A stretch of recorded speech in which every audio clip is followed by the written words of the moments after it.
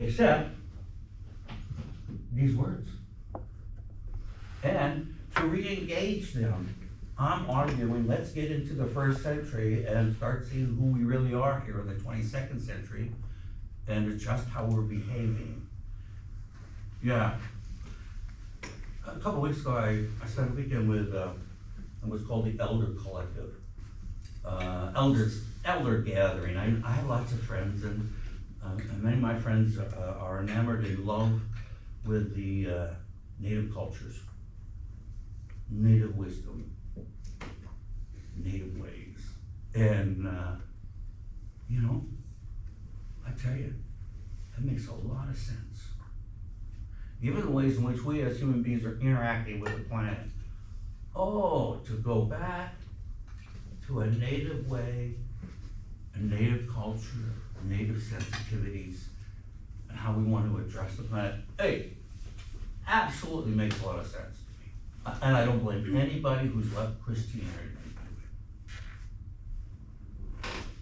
I am hopelessly Christian. This is a message for people who are like, I can't leave the faith, so I got to try to make it better. Because, yeah. Because I just don't, we've just not been good people, Christians. We're just not good, just not good. We're not being good. The best thing I can say about my life as a Catholic worker, and I was a priest for 19 years, thrown in there, is that it allowed me to limit the damage I might have done as a typical white, aggressive, strong, opinionated male born in America. I'd have done good at something. We reward maniacs and crazy people. Presidents, really. Nobody should have that kind of power. Paul would say it's part of the powers and principalities. Right on. And these days, the powers and principalities come in 3 forms: wealth, war, empire. It's the same forms they were in the 1st century, the same forms they were in the Pharaoh's days and all the other things. I mean, if there's nothing consistent about this book, it's that it was written in empire. And it's either resisting it or getting out of it. Abraham, where did he come from? No. That's all right, but that's okay. That was a trick question. Abraham came from Babylon, that area. He and his father left the city, and then he left his father, and they made this pact with God without a city, without a temple, out in the wilderness. It was an anti-city message. Always has been, but it topped out until Jesus. I said, no, that's it. We're not going to cop out to the city anymore. We're going to be able to follow God without a king, follow God without a priesthood, without a temple, without a nation. It's going to be the kingdom of God, and it becomes God's kingdom wherever you go and show the love of Christ. We are the kingdom makers. Our Father who art in heaven, hallowed be thy name. Get this, thy kingdom come, thy will be done. Where? On earth as it is in heaven. That's it. Our work is here. Do it here. Don't worry about the afterlife. You have no play in that. That's how I see it. All right. I have a question. Great. What do you feel about when people take the text and use it to not love everybody, specifically to put down certain individuals? How do you feel about that? Awful, terrible, ugly. Like, what do you think about, like, Jesus would love everybody? Yeah. Okay, let me give it another way to look at it. Yeah, he does love everybody. I had a great aunt. Off the topic, might be right on. She had 10 kids. She says, I love all my kids equally. some more than others, when needed. Just say that. Secondly, if I'm gonna speak about faith. I have enough hypocrisy in the Roman Catholic Church. I don't have to leave my own denominational family. And everything I say against my own. I can't help but say that all the others who follow Jesus in this country are following the same false god that we Catholics do when we bow down to wealth, war, and empire. You know, the gender issue is an important issue. Very important. The whole gospel is about breaking gender roles down. The whole gospel. If you look at the way he wants us to serve each other and live our lives with each other, it's really women's work that we're supposed to be doing. That's the holy stuff. Hospitality.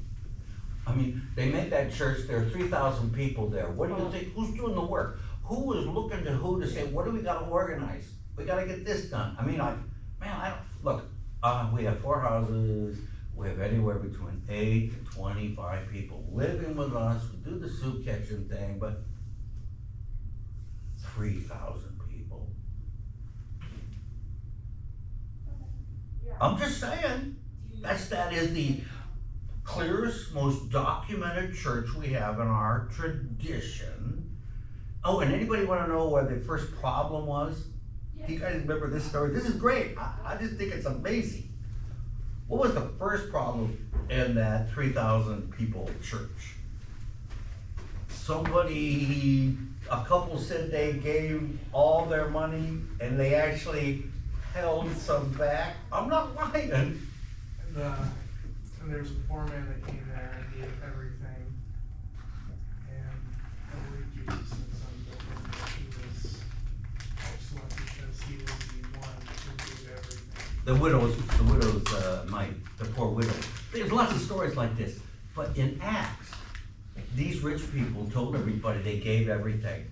And then it comes to be told that they held stuff back. So when someone approached the guy saying, hey, we understand you held something back, and then he drops dead. God. I mean, that's what the story says. And then the wife comes up, and then they tell her what happened, and they ask her what's going on. She drops dead. So, I just want you to know, why do I say anti-wealth? Well, the first trouble they had in the church, in this community, and I don't understand, I'd cut them a slack, you know. Who would kill them? Church didn't have anything to do with it. God acted. Morality, clarity, integrity, very important in the early church. Very important, to the point of life. All right, the other way this is done. Okay, then in the Eucharist, you know the Eucharist, the Mass? Hi. Right now we have awful Eucharists, Masses, Holy Communion, services. Especially because in our church, I call it the communion wars.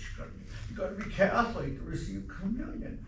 I can't go. That is so ugly. It's just ugly and against the spirit of the table. Because the first table is, they're not in a church, they're in a house. It isn't a safe house. It's called a safe house because the law is looking for them. There's a warrants for their arrest. This is not a happy scene here. And then the story tells us that Jesus' main guys, all 12 of them, 3 of them deny him, or 11 of them deny him, and 1 of them betrays him. This is the kicker. They all got communion. Just saying. If our table isn't big enough for everybody anytime, to be presided by anybody, anywhere, in anybody's house, that's where the real I think that's really where it works. All right, I'm talking too much. No. Okay. By the way, you've got 26 more minutes. Well, and then, so we, one of the best things, so what do we do at our house? We feed folks, the thing right now is we can use some, we're looking for community members, people who wanna live, get room and board and have a job, and, or not. The elders, we all get checks. Who'd have thought, if you hang around enough, you get a check. I didn't put in social security, I didn't pay any taxes in my whole life, I was a tax resistor. However, I was like 19 years a Catholic priest, and they're giving me a pension. I get $850 a month. Eddie Bloomer, he's 75, he's getting a check. Annie's 65, she's getting a check. Bob Cook, who's 80, he's a retired Presbyterian minister, and he just got on a plane to go to El Salvador. He's got a mission down there. You know, he's getting a check too. We're all on social security or some kind of check thing. Makes us very rich Catholic workers. I'm just trying to tell you, we get room and board. I get $800 to spend. I'm a very lucky man. So become a Catholic worker, do it for 40 years, get a check, and live like a king.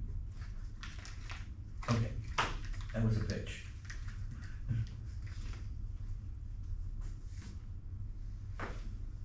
Begging's a good thing. It's good for the spirit. We couldn't just do it with the people who live in the houses, because, you know, the remarkable thing, we go through all this drama, major drama, but the guests don't see it. And if we keep the work going, they don't care. That's okay. You know, it's like being Italian and running a restaurant, 3 generations, and the whole family lives on top of the restaurant. And you're running a restaurant. That's what it feels like. But I'm using my ethnic background to try to describe the kind of things we do. And none of it depends, excuse me, none of it depends on education. I mean, hospitality is cleaning, washing, cooking, serving, being nice to your cousin when they come over. It's something you learn in your family unit. And you don't have to be a rocket scientist. Yeah. Living together in communal space is a big challenge. Being accommodating, being generous, trusting people. They'll be there, get the work done. That is a hard mark to hit, and it has nothing to do with brain power. It has everything to do with living with people. Yeah, and be able to pick up something and clean. If you're healthy enough to clean, you're healthy enough for us. Yeah.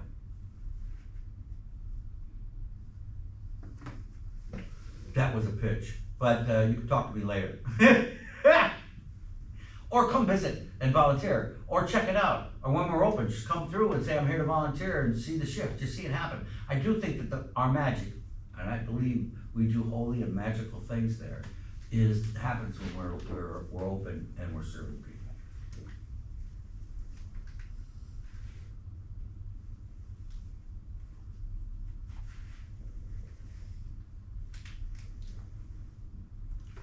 All right, did I hit the mark of persuasive, different, challenge? Say yes. Sorry.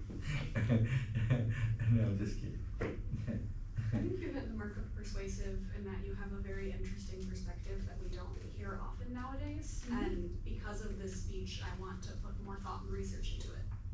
Thank you.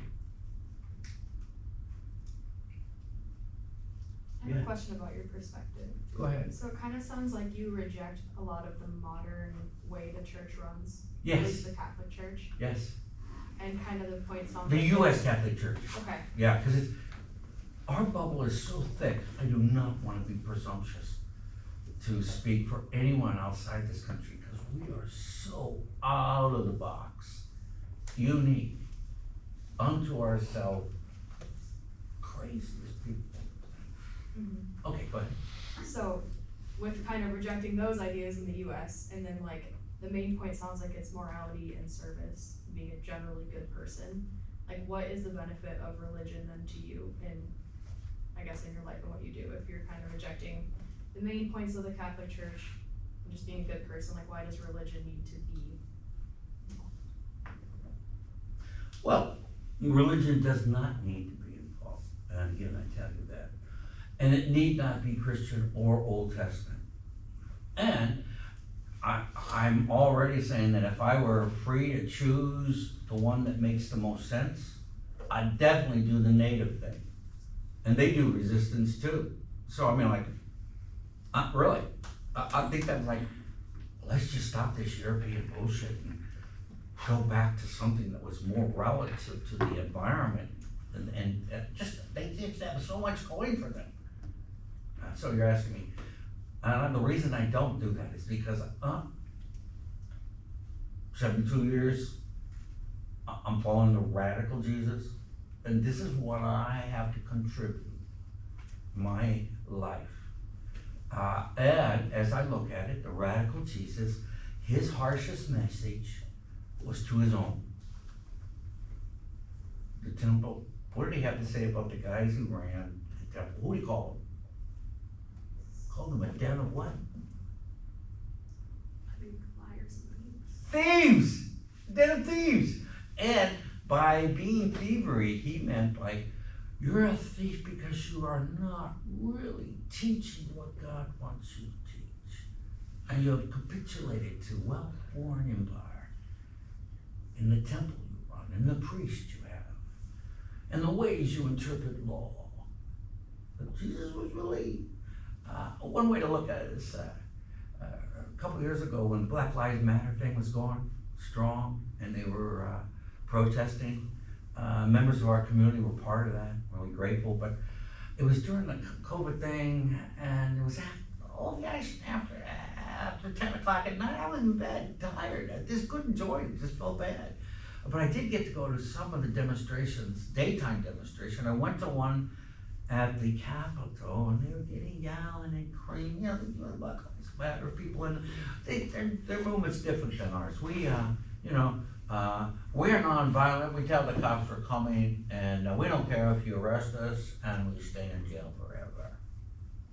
Well, see, Black Lives Matter people said, no, we don't want to do that. Why would they? They're black. That doesn't make no sense for a black person. Their whole movement was, let's poke the bear. The bear is the police department. They're the killers. Let's poke them and make fun of them because we're going to expose them. And we're going to try to stay out of jail. And we're going to bail ourselves out. And we're going to try to do, see, like, that's not our way. The other thing about the Black Lives Matter folks is that they use terrible language. It's awful. I mean, when they're poking the bear, they're saying, fuck you, cops, fuck you, cops. That is so counterintuitive for me. It's not my way. It's really dumb. For me, well, I'm not black, and these young people are doing this. So I asked myself, this is how I told people at the why I'm with them. I said, look, I'm looking at racism, and I know that exists. I've been in these prisons. I got no doubt about it. And I'm not comfortable with what they're saying. However, I'm not comfortable with following our bishop, who's not doing a damn thing, or any of the church leaders that I could see. And then when I look at the gospel, get this, go to Matthew 23. The whole chapter is Jesus telling us what he thinks of scribes and Pharisees, modern day lawyers and priests. In his language, he was calling them everything under the biblical sun as being SOBs. Not nice language. That's all I'm trying to tell you. The guy has a chapter where he doesn't say a good thing, and in his way swears. Swears like we swear. Dirty language, dirty words. Sometimes you gotta be ugly to get the point across. I personally don't like doing that. Don't need to do it.